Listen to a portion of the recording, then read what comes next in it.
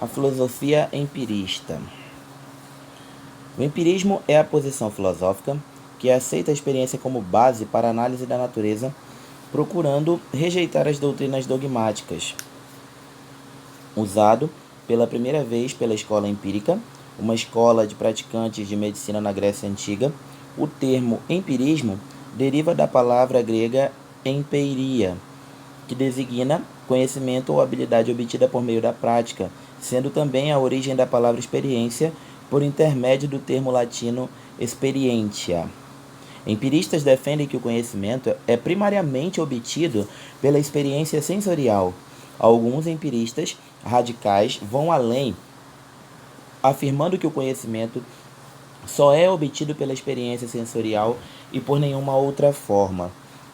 É a experiência que você adquire, uma posição filosófica, que ele vai designar que você adquire o conhecimento através da prática.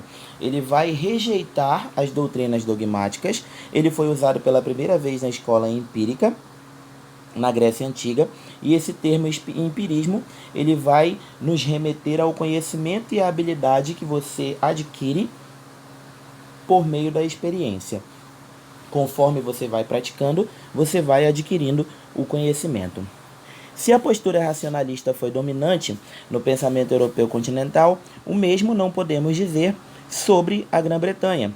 Desde o final da Idade Média, com Roger Bacon, havia uma predisposição à experimentação empírica como meio para se chegar ao conhecimento. Na época moderna, essa tendência foi reforçada com Francis Bacon, Thomas Hobbes, John Locke, Isaac Newton, George Berkeley e David Hume, entre outros. Em linhas gerais, os empiristas consideram a experiência como fonte e critério para o conhecimento verdadeiro se a experiência fundamenta a produção do conhecimento. Essa produção depende dos órgãos dos sentidos, pois estes são capazes de captar no empírico as informações que tornam possível a construção do saber. Ou seja, você vai construindo o seu conhecimento, o seu saber vai se formando de acordo com a prática que você tem. Quanto mais experiências você fizer, mais habilidade você vai desenvolver. Quanto mais você praticar, mais conhecimento você terá. Dentre os pensadores empíritas, David Hume, apesar de considerar que o conhecimento tinha por origem a experiência, colocou em questão a validade desse conhecimento pela indução. Sua primeira questão em relação ao conhecimento a partir de experiências pontuais para se chegar por indução a leis gerais era a respeito de qual seria o fundamento lógico destas conclusões tornadas leis. Em outras palavras, como era possível a passagem dos enunciados obtidos por meio da experiência pontual para os enunciados universais. A dúvida domina a convicção. Para Hume, o conhecimento se refere à experiência de fato, e por mais que acontecimentos se repitam num conjunto de experiências, é impossível extrair daí um enunciado universal. O que existe é uma crença de que as coisas irão se repetir indefinidamente da mesma maneira, mas isso não é uma certeza. Mesmo em termos probabilísticos, há sempre a possibilidade de não acontecer. Ou seja, por mais que uma experiência aconteça diversas vezes, vai sempre haver uma probabilidade de não acontecer o fato. Há sempre uma possibilidade de o resultado mudar. Por mais que a experiência se repita por muitas vezes, sempre vai haver alguma possibilidade de o resultado final ser modificado.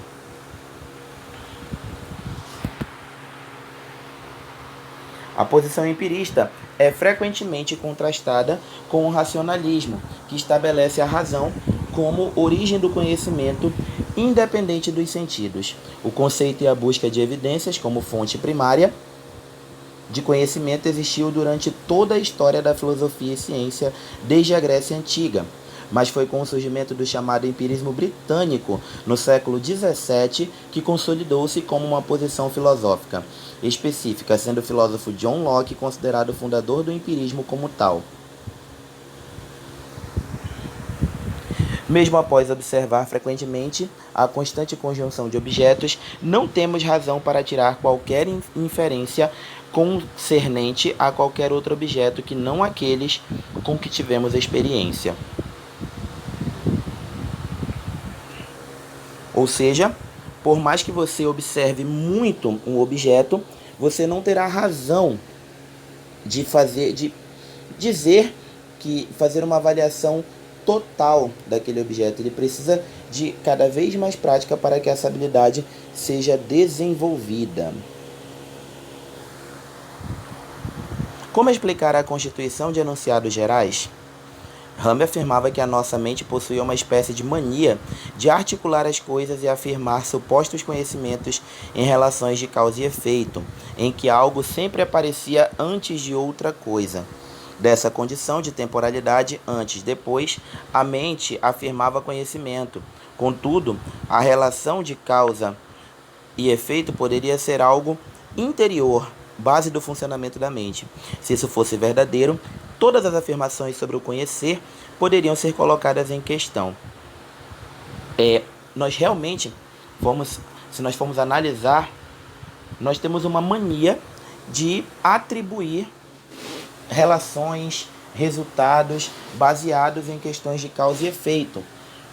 Nós sempre atribuímos algum tipo de resultado, rótulos, nomes, nomenclaturas, entre outras situações, baseada em experiências que nós vivemos, porém, muitas vezes, essas experiências não foram feitas de maneira mais aprofundada, não foi feita uma análise de maneira mais contundente para que se observasse um resultado de maneira clara, que pudesse ser realmente colocado como objetivo final e que você realmente pudesse ter um entendimento total a respeito daquele fato ou daquele objeto. A proposta de Rame é que nossa mente tem o hábito de estabelecer relações de causa e efeito. Tal hábito produz crenças e estas levam à formulação de enunciados gerais, teorias universais que postulamos serem científicas. Qual a razão desse hábito da mente? Chama-se mente ordenadora. Diz o filósofo que a razão do hábito mental é uma força interior que permite a sobrevivência humana e, para este fim, busca constituir uma ordem nas coisas para que possa prever situações e encontrar respostas aos obstáculos da vida. É uma forma, inclusive, até de proteção do ser humano.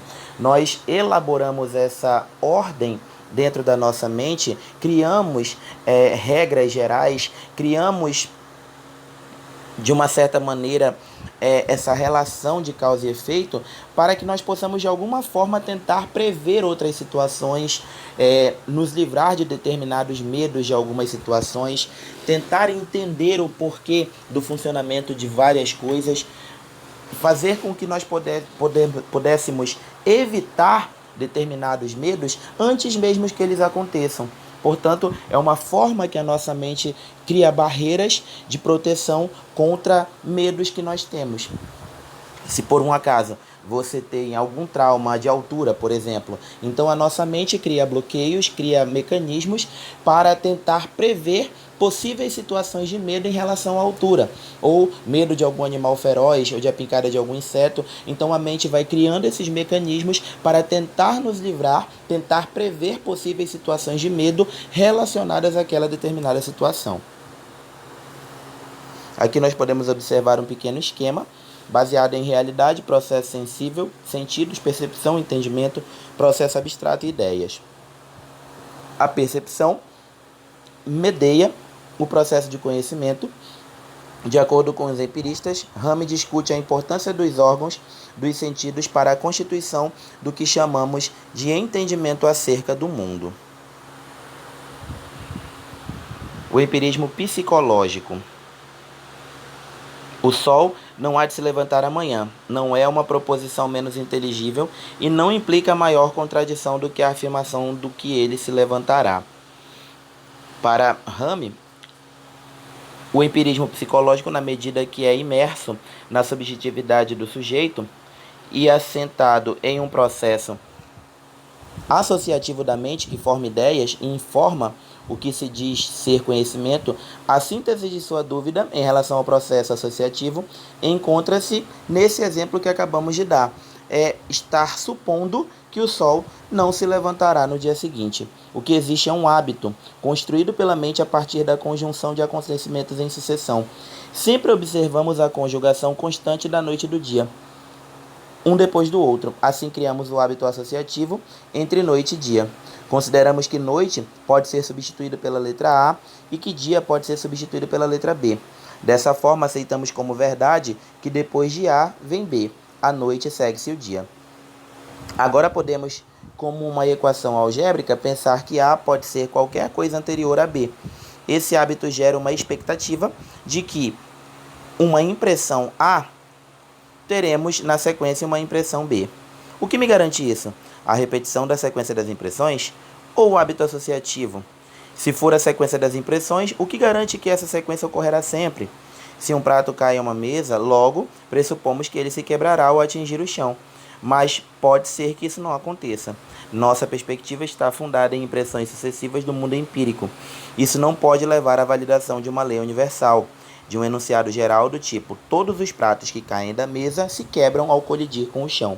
Estamos então confinados à experiência sensível, mas ela não significa que a produção de um conhecimento vá além dessa experiência. Isso quer dizer, nós não podemos pressupor de que todos os pratos que caírem de uma mesa irão se quebrar, porque pode ocorrer, mesmo que seja numa possibilidade remota, de que o prato, ao cair da mesa, em algum determinado momento não se quebre.